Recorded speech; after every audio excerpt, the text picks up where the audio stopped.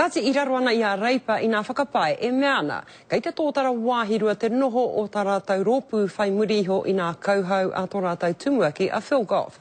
Ai tā hua nei, kua ata wānanga hia e reipa, a rātau tū e pāna ki te ture takutai moana, a he ai ki te pūrongo a Tina Wycliffe, ko te mahere ia, hei turaki i te rōpū tō rangapū Māori.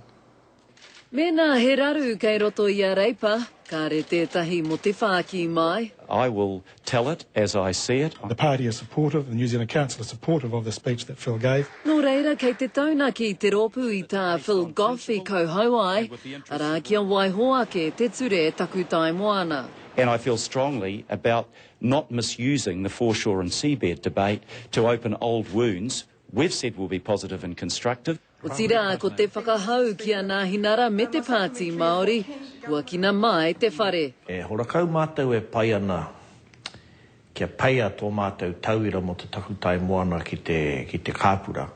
Tāria te wā kia kitea rāno kei he te tauira hou. E tū te ihu o ngā hinara ki te tono a reipa kia mahi tahi i runga i te ture a Huarangi, ina ene e karo ana a reipa, i te tono a te premier kia kimi ngātahi i tētahi tauira mo te takutai moana.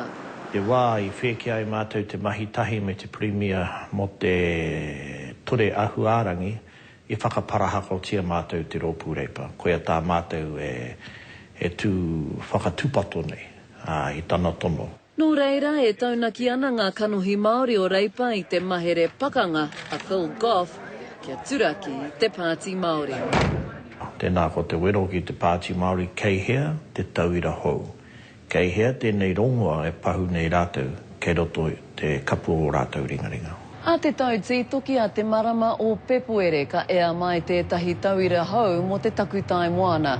Aha koa ngā kōrero pakanga a reipa, kei te kāwanatanga tonu ngā kaute i roto i te whare. Tina Wycliffe, Te Karere.